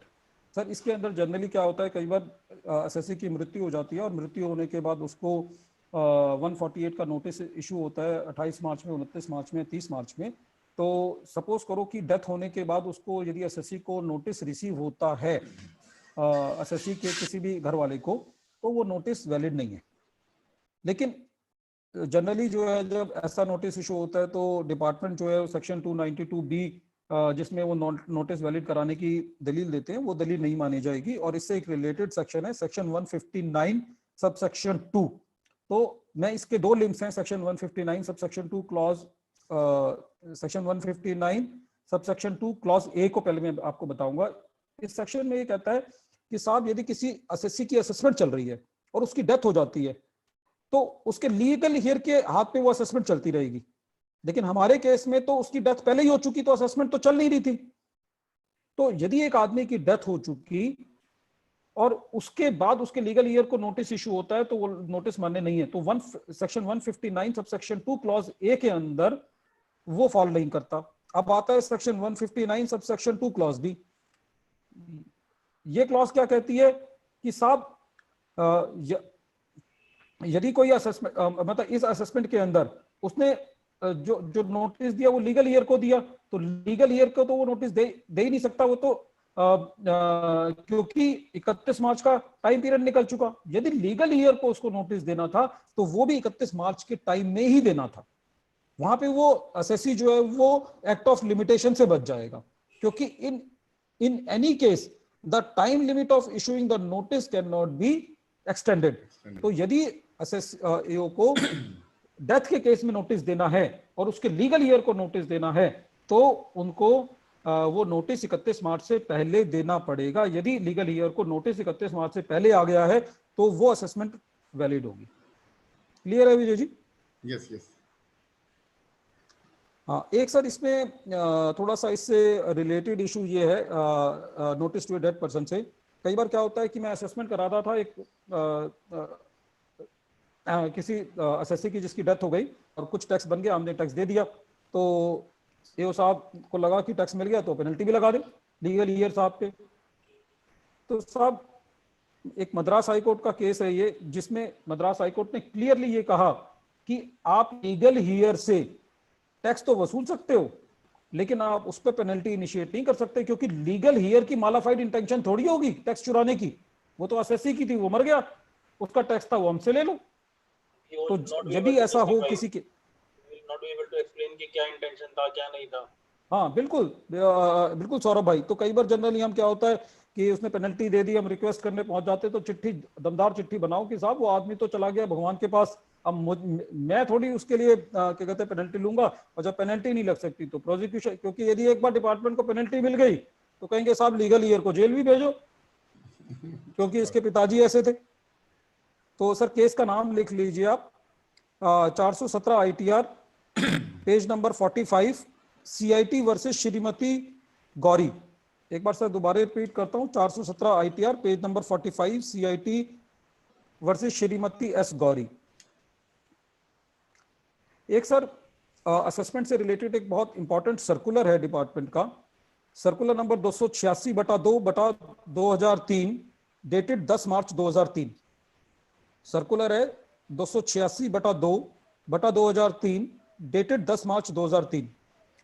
ये सर्कुलर बड़ा, अमित जी सेक्शंस को इंग्लिश में बोल दीजिएगा। एक क्वेरी आई थी, कईयों को हिंदी वाला जो मैथ्स होता है ना वो थोड़ा सा 82 हाँ सर एक्चुअली क्या है ना विजय जी, हम हरियाणा के हैं और हम हिंदी मीडियम से पढ़े हैं, तो हमें फिर भी सर्कुलर का नंबर है circular number 286, circular number is 286/2/2003 dated 10th मार्च 2003। तो इस सर्कुलर में डिपार्टमेंट साहब ये कहता है कि जनरली जब भी किसी के यहाँ रेड होती है या सर्च होती है तो जो भी स्टेटमेंट्स ली जाती हैं, मतलब आप देखिए कितनी विडंबना है कि CBDT अपने सर्कुलर में ये कह रहा है कि जब भी स्टेटमेंट्स ली जाती हैं सर्च एंड सीजर में तो बल का प्रयोग किया जाता है और उससे डरा धमका करके स्टेटमेंट ली जाती है और उस स्टेटमेंट के बेसिस पे केसेस, लोगों के केस रीओपन कर दिए जाते हैं। तो डिपार्टमेंट कहता है कि इन स्टेटमेंट्स को असेसमेंट का आधार नहीं माना जाना चाहिए, एविडेंस का आधार माना जाना चाहिए।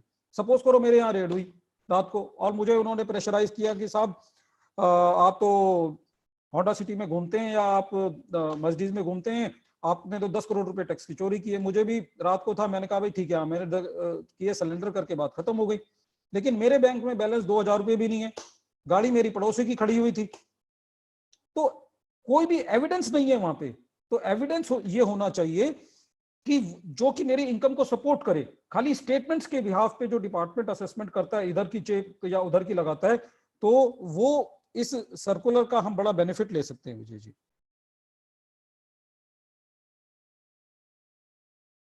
एक इसमें अगला पॉइंट है सेक्शन 147 की असेसमेंट में, जब डिपार्टमेंट सेक्शन 147 की असेसमेंट करता है और 4 साल से ज्यादा बीत चुके होते हैं और एसएससी की 143(3) में असेसमेंट हो चुकी होती है, तो डिपार्टमेंट को अपने नोटिस में ये लिखना होता है और उनको ये साबित करना होता है कि there is a failure on the part of the assessee to fully and truly disclose his particulars. मैं इसको दोबारा रिपीट करता हूं, जब असेसी नोटिस जो है वो 4 साल के बियॉन्ड होता है और सेक्शन 143(3) के अंदर असेसमेंट हो चुकी होती है, तो ईओ को ये अपने नोटिस में बताना होता है कि एसएससी ने अपने फैक्ट्स को ट्रूली डिस्क्लोज नहीं किया।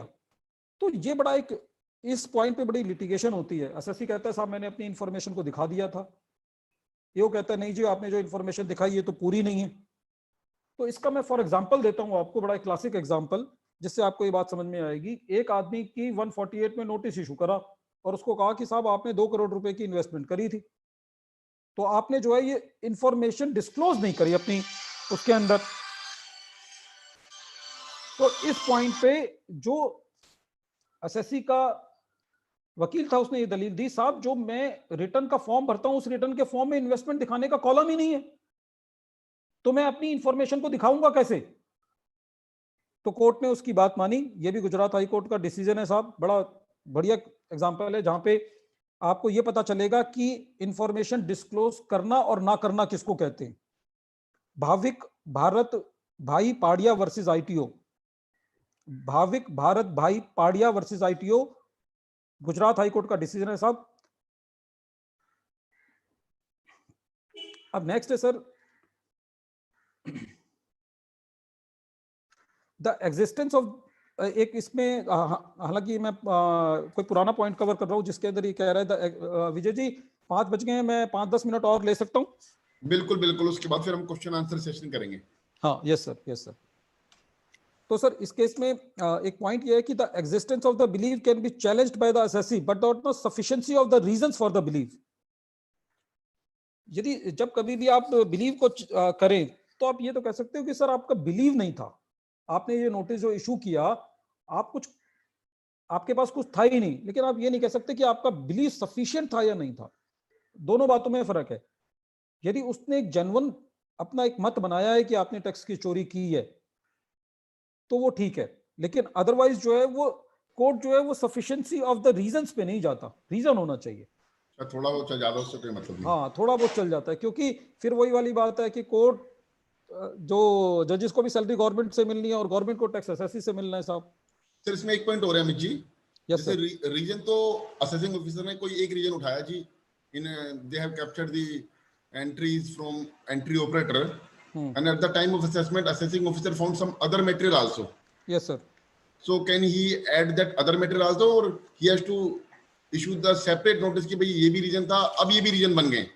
नहीं सर, वो क्या कहते हैं, जब आपकी असेसमेंट कर रहा है तो फिर वो उसको पूरा आपका घर पूरा दिया राइट जाता है। है, पूरा घर दिया जाता है। लेकिन इसमें एक पॉइंट मैं ये कहना चाहता हूँ कि जिस मुद्दे पे उसने आपको नोटिस दिया है, वो होना जरूरी यदि है। उस मुद्दे पे उसने एडिशन नहीं की तो वो बाकी पे भी नहीं कर सकता। बाकी पे नहीं कर सकता, इसके ऊपर तो डिसाइडेड केसेस हैं। हाँ, जो इसके आपने ऊपर बताया, डिसाइडेड केसेस है साहब। तो जो इसके आपने अंदर बताया ये। सपोज करो आपको ऐसा लगे कि साहब वो आपकी बाकी मुद्दों पे एडिशन कर रहा है, तो उसको किसी तरीके से ये मना लो कि साहब ये वाले पॉइंट पे मत करो, बाकी पे कर दो, क्योंकि बाकी पे देख लेंगे उसको बाद में। बाकी पे देखिए।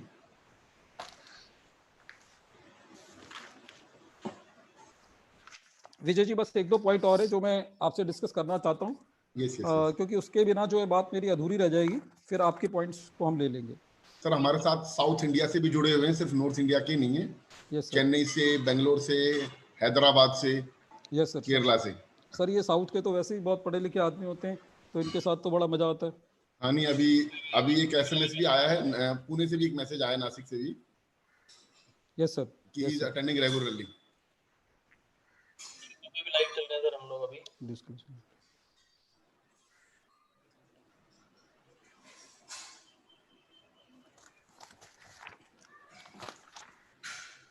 So the PPT, the content and this video will be posted on our YouTube channel also. So everyone, if somebody has missed anything, so they can watch it there after the program also. Live भी चल रहा है और बाद में भी होगा, ठीक है। विजय जी, एक इम्पोर्टेंट केस है, केस का नाम है Ravindra Kumar HUF versus commissioner of income tax. ये 419 ITR है, पेज नंबर 308, पटना का केस है।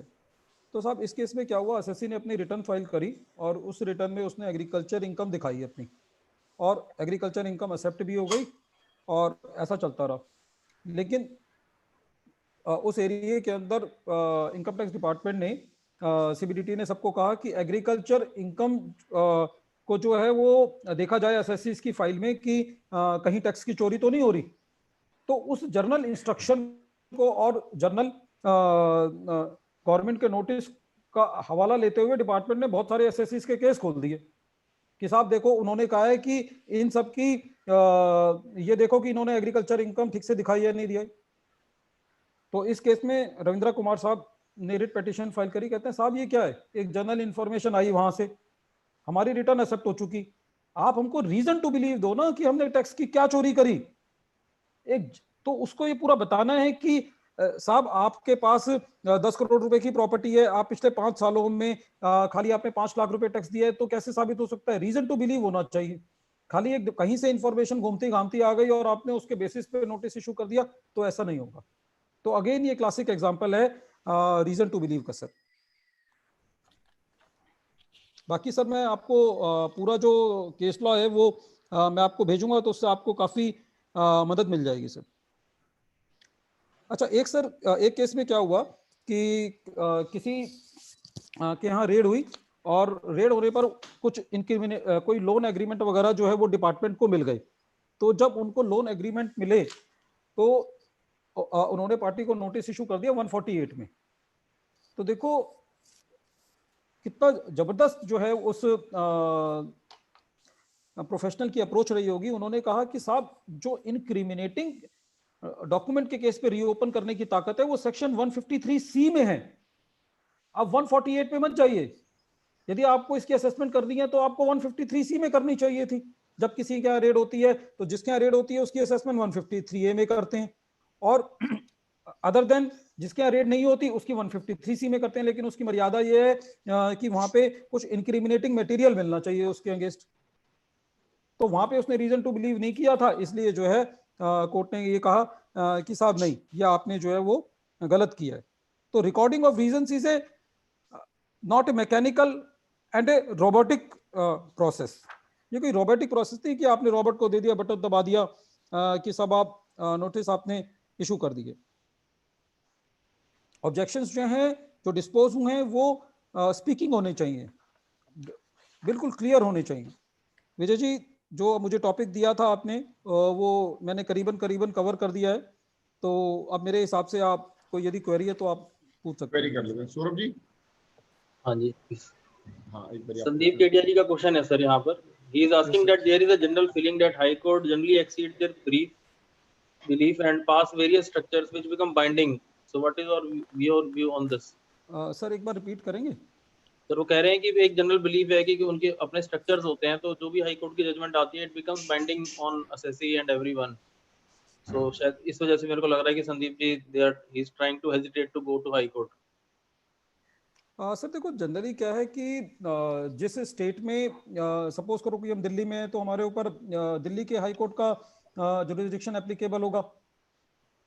तो इस केस में तो जो हमारी जुरिसडिक्शन बनती है, और सर जुरिसडिक्शन के ऊपर एक मैं जो आपने बात की उसी को आगे बढ़ाते एक बार कहता हूँ कि एक बार क्या हुआ कि दिल्ली किसी स्टेट का केस था, फॉर एग्जांपल दिल्ली का केस था, और असेसी के जो सीए था वो बॉम्बे में रहता था, तो उनको नोटिस इशू हुआ बॉम्बे में, मतलब उनको मेल चली गई बॉम्बे में, तो उन्होंने बॉम्बे हाई कोर्ट के अंदर रिट दाखिल कर दी। तो डिपार्टमेंट ने चैलेंज किया कि जो असेसी की जुरिसडिक्शन है वो दिल्ली में बनती है, उसका एओ भी दिल्ली में है, उसका सीआईटी अपील भी दिल्ली में है, उसका आईटीआईटी भी दिल्ली में है, तो उसका हाई कोर्ट भी दिल्ली में होगा। तो उसकी रिट इसी बात पे खारिज हो गई कि उन्होंने दलील दिए दी कि साहब हम तो इनके सीए हैं और हमारे क्योंकि हम यहीं से सारा काम देखते हैं, तो यहाँ पे इनकी जुरिसडिक्शन होनी चाहिए। तो साहब ये बात नहीं मानी जाएगी। तो और वैसे जो हाई कोर्ट है उनके पास सर बहुत वाइड पावर है, जनरली अपने ही डिसीजंस को पलट देते हैं। तो फिर सर ये प्रदीप जैन जी का क्वेश्चन है that the case was completed under section 143(2) and all the submission confirmations were accepted by assessing officer. yes, But sir. now some information is received after that from investigation wing and case has been taken up in 148. Confirmation was again asked by assessing officer which could not be produced. He made all the additions. Is he within his rights? Sir यदि आपने जो भी confirmation वगैरह सब दे दी थी पहले, और एओ ने उस बात पे पूरा क्वेश्चनरी के अंदर दिया हुआ है और आपने क्वेश्चनरी के अंदर उसका रिप्लाई दिया हुआ है, तो असेसी के फेवर में बात जाती है। सर सर अमित ओझा जी जानना चाहते हैं कि थोड़ा सा प्रोसीजर क्या रहता है हाई कोर्ट में रिट फाइल करने का, और if possible if you can just give the fair idea of cost also.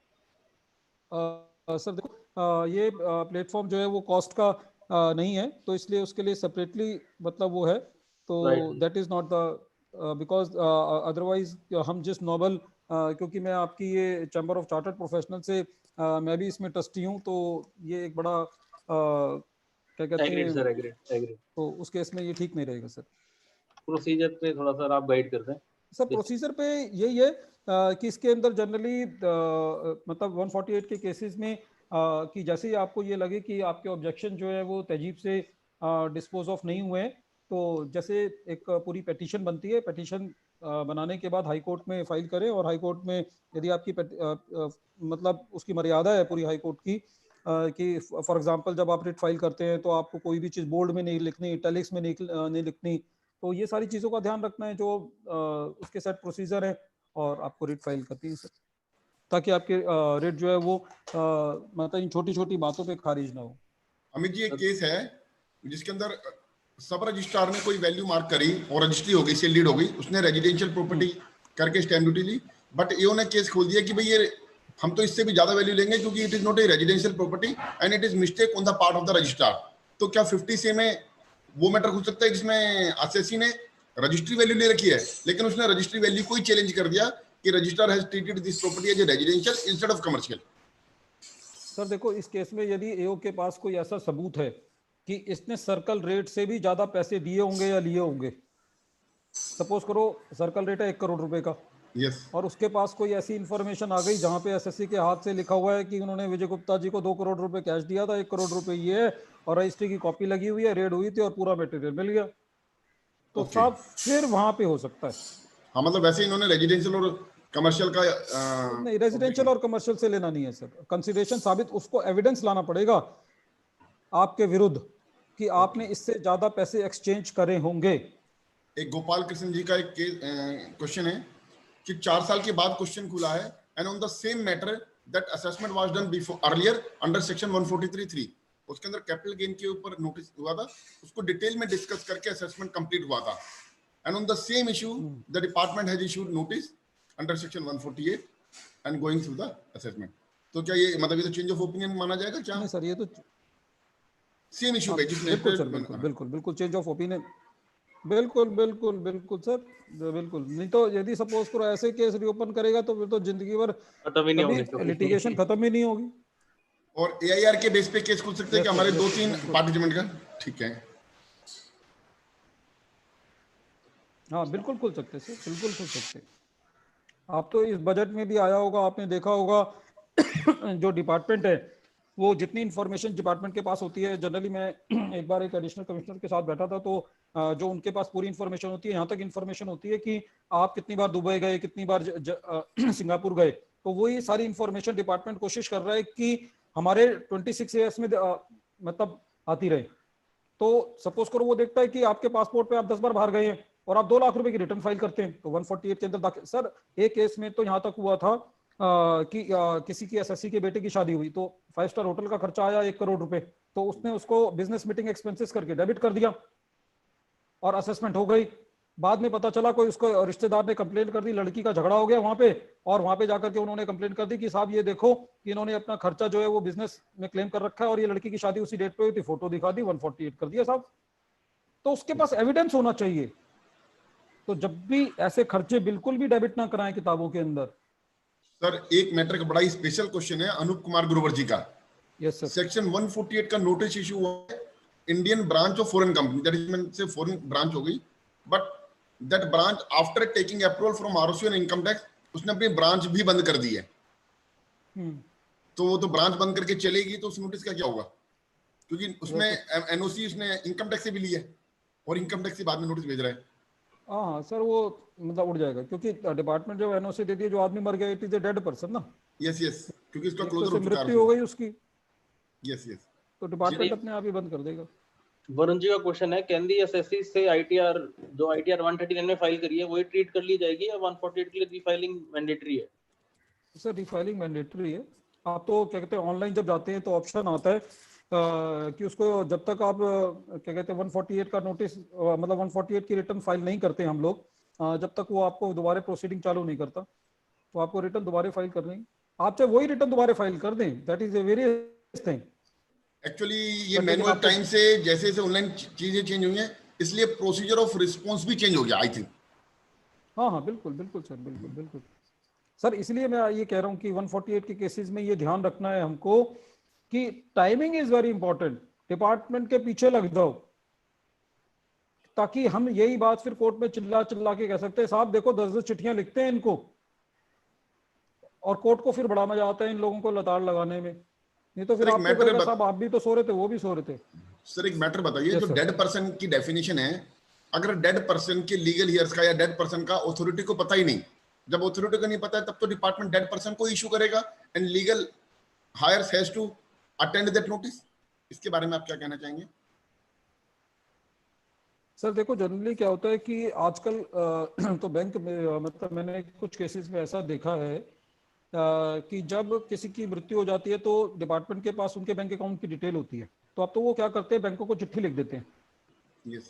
और वो देख लेते हैं कि इसके अंदर इसके लीगल ईयर कौन है, तो कोई ना कोई बंदा वहां पहुंच जाता है क्योंकि उनको प्रॉपर्टी में इंटरेस्ट होता है, तो इसलिए लीगल ईयर भी पहुंच जाता है। अच्छा, यानी कि अगर डिपार्टमेंट को ऑफिशियली नहीं भी पता है तो भी वो इस चीज का प्लिया ले सकते हैं कि it is a dead person and notice issued to the dead person, so notice is invalid in the eyes of law. हाँ बट नेचुरल है सर। देखो ना सर, जब 31 मार्च का टाइम निकल गया, आप एक बात समझो, उसने जिस आदमी की डेथ हो गई और नोटिस इशू किया उसके नाम पे जिस आदमी की डेथ हो गई, yes. तो उसको करना था लीगल ईयर को। तो अब 31 मार्च को तो के बाद यदि वो लीगल ईयर को नोटिस इशू करेगा तो नहीं कर सकता, वो अगले सालों का तो कर सकता है उसको। यस यस, लेकिन उस साल का तो टाइम निकल गया ना विजय जी। बिल्कुल बिल्कुल। Yes sir. Sir next question है कि 147 ओपन हुआ केसेस एक लोन एंट्री। हाँ सौरभ जी आवाज चली गई आपकी आवाज थोड़ी सी दब गई सर, अभी क्लियर है आवाज? हाँ ठीक है, अब ठीक है।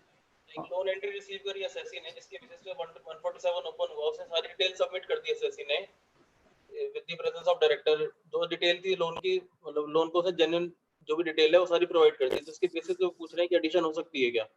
सर एक कंसेप्ट है प्रीपोर्डेंस ऑफ प्रोबेबिलिटी। सपोज करो अमित कुमार गुप्ता 2 लाख रुपए की रिटर्न भरता है और 1 करोड़ रुपए लोन ले रखा है। अब मैंने, जिसने मुझे लोन दिया था, मैंने उसकी बैंक स्टेटमेंट भी दे दी, बैलेंस शीट की कॉपी भी दी, सब कुछ दे दी। तो कोर्ट कहता है यार तुझे 2 लाख रुपए कमाने वाले को 2 करोड़ रुपए लोन कैसे दे देगा आदमी? तो प्रीपोर्डेंस ऑफ प्रोबेबिलिटी फिस्कल लॉज में लगता है, क्रिमिनल में नहीं लगता। फांसी नहीं देता आदमी। अभी आपने देखा होगा निर्भया के केस में 13 साल उनको खींचे रखा, लेकिन फिस्कल लॉज में प्रीपोर्डेंस ऑफ प्रोबेबिलिटी लगता है कि क्या कहते हैं, आपको इतनी शेयर कैपिटल आपने इशू कर दिया और ये कर दिया वो कर दिया, ये कैसे कर दिया। तो कोर्ट जो है वो नियत देखता है एसएससी की। और जनरली हम कितनी भी कोशिश कर ले, हम कितने भी अच्छे जवाब बना लें, फैक्ट से ये पता चल जाता है कि केस किस फेवर में है या नहीं है। और प्रेजेंटेशन बहुत मैटर करती है। टेक्निकल ग्राउंड आप वाले केस में सौरभ जी टेक्निकल ग्राउंड पे तो केस जीता जा सकता है, लेकिन जनरली जो है वो क्या कहते हैं मेरिट्स पे नहीं जीता जा सकता। और एक इसमें एक छोटी सी चीज ऐड करना चाहूंगा कि कई बार ये क्वेश्चन उठता है कि जब डिपार्टमेंट पेनल्टी लगाता है, तो सपोज करो किसी एसएससी की पेनल्टी लग गई और पेनल्टी लगाने के बाद वो आईटीएटी ने उस पेनल्टी को डिलीट कर दिया, तो क्या वो प्रोसिक्यूशन में डिपार्टमेंट जाएगा या नहीं जाएगा? तो इस केस में मेरा इनपुट ये है कि यदि पेनल्टी टेक्निकल ग्राउंड की वजह से हटी है फिर तो प्रोसिक्यूशन में डिपार्टमेंट जा सकता है, वरना नहीं जा सकता, क्योंकि जब पेनल्टी ही हटा दी तो फिर प्रोसिक्यूशन में नहीं लगेगा। नेक्स्ट क्वेश्चन है अमित, इनका नाम अमित कुमार ही है। yes, नोटिस 143 में इशू हुआ, एसएससी उस टाइम पे तो अलाइव था, but before passing the order the assessee expired. Yes sir. तो डिसीज पर्सन के अगेंस्ट डिपार्टमेंट नोटिस मतलब ऑर्डर निकाल सकता है क्या? हाँ नोटिस अंडर सेक्शन 156। बिल्कुल सर, जब नोटिस उसको दिया वो जिंदा था तो नोटिस वैलिड है, तो जो भी वो डिमांड क्रिएट करेगा हाँ वो ऑर्डर वैलिड रहेगा। बिल्कुल रहेगा सर, बिल्कुल रहेगा, ऑर्डर वैलिड रहेगा। और जैसा अमित जी का कहना था, पेनल्टी फिर भी नहीं लगा सकता, क्योंकि जब तक ऑर्डर पास हुआ उसके बाद पेनल्टी लगाने के लिए, क्योंकि कॉन्स्टिट्यूशन में कोई प्रोविजन है किसी लॉ में, शायद सीआरपीसी में, आईपीसी में, आई थिंक अमित जी को पता होगा, कि मरने के बाद किसी भी इंसान के सारे गुनाह खत्म हो जाते हैं। यस सर, यस सर, बिल्कुल ठीक, बिल्कुल ठीक। मतलब इवन मर्डर का चार्ज भी उसके ऊपर नहीं लग सकता। उसके अगर उसके ऊपर कोई ब्लेम लग रहा था, उसको ब्लेम हटाने के लिए तो केस ओपन कर सकती है उसकी फैमिली, लेकिन चार्ज लगाने के लिए केस नहीं लगा सकते। यस सर, बिल्कुल ठीक कह रहे हो ये सर। एक केस है अमित ओझा जी का क्वेश्चन है कि notice was service to dead person after 3 years of death. कोई नोटिस के ऊपर कोई कंप्लाइंट नहीं किया एंड ऑर्डर भी पास हो गया 144 में in the name of dead person, so whether AO can make recovery on the basis of these demands? नहीं सर, नहीं कर सकता।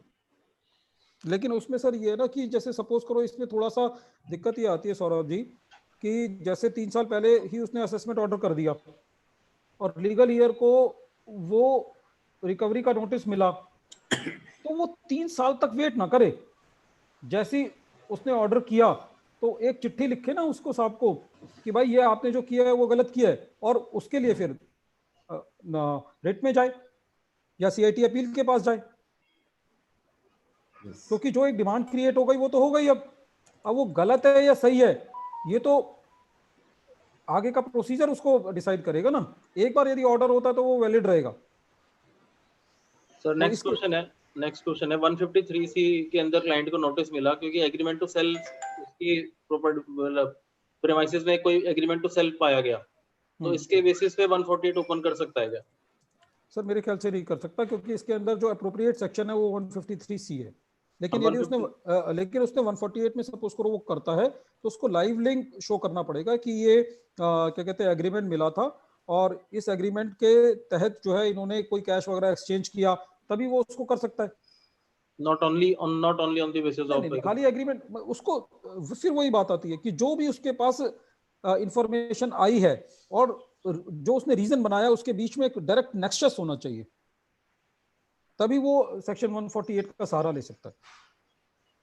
So ये नेक्स्ट क्वेश्चन है, बोल रहे हैं कि in all the cases of LTCG CCM all the reassessment have been done mechanically, so what is your general view on these issues?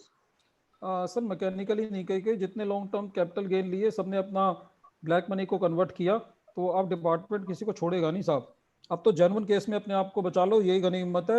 ये जितने भी लॉन्ग टर्म कैपिटल के गेन थे जो पेनी स्टॉक के केस थे, ठीक है 2-4 गेहूं के साथ घुन भी पिसा, मैं मानता हूं, लेकिन इसमें रियायत नहीं मिलेगी। सर इसमें सीसीएम के लिए भी पूछा, क्लाइंट कोड मॉडिफिकेशन, मैंने एक केस आपसे डिस्कस किया था कि मैं कुछ और कह रहा हूँ, जिस क्लाइंट का टर्नओवर मतलब टोटल ट्रेड टर्नओवर 80,000 करोड़ का है, उसके अंदर सिर्फ 3 लाख रुपए का है।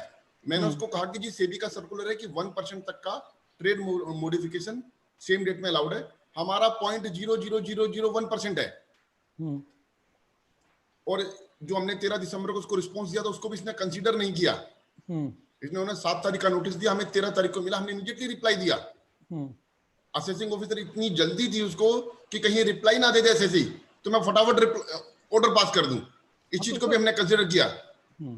लेकिन अब नोटिस इतना, डिमांड इतनी छोटी थी कि हम कोई प्रेसिडेंट ना बन जाए क्लाइंट के अगेंस्ट। कोई क्लाइंट बड़ा बलिचुक था और वो छोटा सा भी डिफॉल्ट करता नहीं था, वो 1 लाख रुपए की डिमांड के लिए भी अपील में जाना पसंद करता है।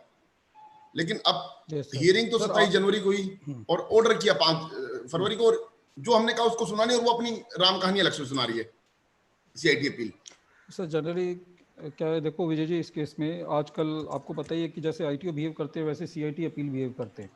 तो सीआईटी अपील से तो कोई हम लोगों को रियायत मिल नहीं रही है, लेकिन आईटीएटी में आपकी जरूर सुनवाई होगी, आप लड़े, क्योंकि बेसिकली यदि यही रवैया सीआईटी अपील का रहा तो अगले 4-5 सालों में मेरे ख्याल से सीआईटी अपील की जो पोस्ट है वो खत्म हो जाएगी।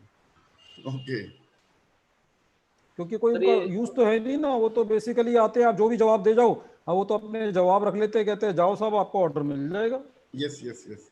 तो they are not playing any role, क्योंकि उनको डर है जब डिपार्टमेंट के ऐसे ऐसे सर्कुलर आएंगे कि साहब आप अपनी जिन एडिशंस को आप कंफर्म करोगे तो आपकी तरक्की होगी, आपको पॉइंट्स मिलेंगे, तो डिपार्टमेंट की जो इंटेंशन है वो थोड़ी सी एसएससी के विरोध में है। तो इसीलिए, लेकिन ऐसा नहीं है, हमको आईटीएटी में जाकर के हमको जरूर आईटीएटी बात सुनती है सर, ओपन कोर्ट होता है ना, तो वहाँ बात सुनते हैं सर। सर आरपी वासिया जी का क्वेश्चन है, यस सर, कि एडिशन जो है 1 लाख से कम का है तो केस रीओपन कर सकते हैं 4 साल बाद, is reopening valid and what will happen to other conditions? Sir इसके अंदर आप क्या कहते हैं, क्या लिमिट बताई सर आपने? 1 लाख से ज्यादा के लिए? 1 लाख से कम है सर, छोटा केस है सर, वही छोटा केस है। सौरभ जी, हाँ जी, हाँ तो 4 साल के, इसमें 4 years from the end of the relevant, 4 साल के बाद नहीं कर सकता सर। हाँ वही सर, मेरे ख्याल से वैलिड नहीं रहेगा इसके रीओपन। और सर ये 148 की आईटीआर फाइल वो करेगा ही नहीं वैसे, पता नहीं कैसे। ये सीए अखिल बलूचा जी का क्वेश्चन है, can we file writ after filing की आईटीआर? आईटीआर 148 वाली हमने फाइल कर दी, उसके बाद हम रिट पे जा सकते हैं क्या? ये तो जा ही सकते सर, जहां तक मैं समझता हूँ। बिल्कुल जा सकते हैं सर, रिट पे तो जब तक जा सकते हैं ना जब तक उसने आपके ऑब्जेक्शन को तहजीब से डिस्पोज ऑफ नहीं किया। That is the right stage जहां पे आपको ट्रिगर दबाना है। जब तक, यदि आप उससे पहले जाते हैं तो आपको रियायत नहीं मिलेगी। जो प्रोसीजर है वो फॉलो करें सर आप। सर डिमोनेटाइजेशन के ऊपर क्वेरी है। हाँ जी विजय जी सर, और डिमोनेटाइजेशन की ITR which could not be assessed under 143(3) और 17-18 असेसमेंट ईयर की, तो उसके अंदर 148 के अंदर वो ओपन कर रहा है कि कैश डिपॉजिट हुआ था, is it a valid reason? बिल्कुल है सर, बिल्कुल वैलिड रीजन है, क्योंकि उनके पास इंफॉर्मेशन है उसकी, तो बिल्कुल कर सकते हैं सर मेरे हिसाब से, क्योंकि आपने रिटर्न नहीं फाइल करी। और कैश आपके खातों में जमा हुआ है, तो बिल्कुल डायरेक्ट एक्सेस है, कोई बात ही नहीं।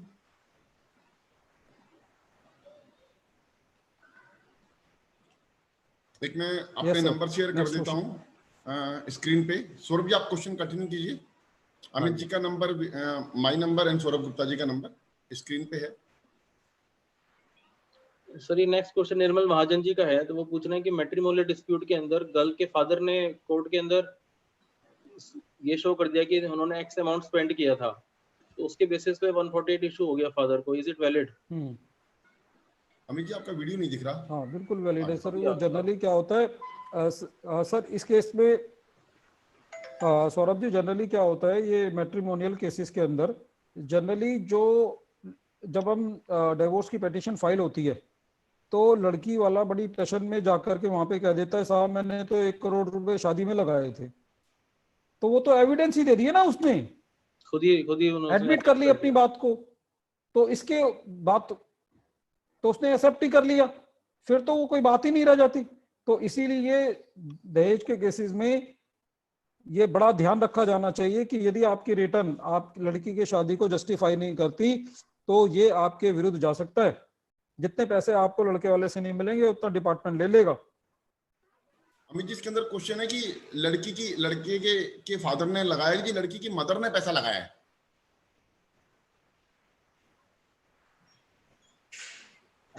लड़की की मदर ने पैसा लगाया या लड़की के फादर ने लगाया?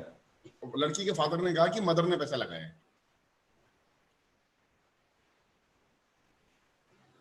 सर वो तो बेसिकली आपको ये शो, जब शादी होती है तो कोई कंट्रीब्यूशन लड़की की मदर करती है, कुछ लड़की का फादर करता है, कुछ लड़की, तो आपको बेसिकली ये बताना है कि हमारा जो शादी में पैसा खर्च हुआ है उस शादी के अंदर जो पैसा खर्च हुआ है वो हमने मिल बांट के किया है।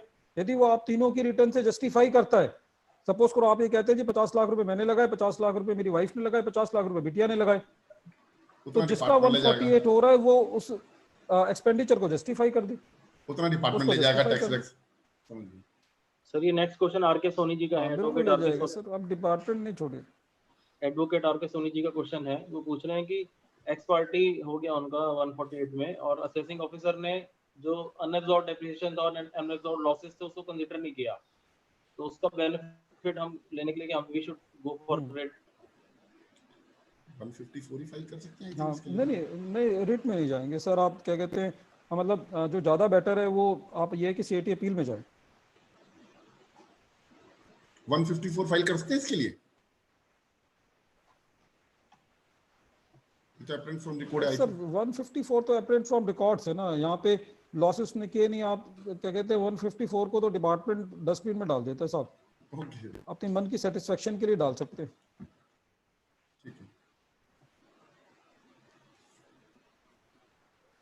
Yes sir.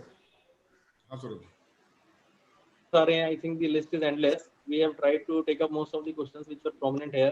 So we thank you for such a nice deliberation, such a simplistic deliberation. इसके अंदर आपने highlight किया कि क्या चीजें important हैं and which we should, अगर हम easily उसको adopt कर लेते हैं उस practice को, तो I think we are the winners in those cases.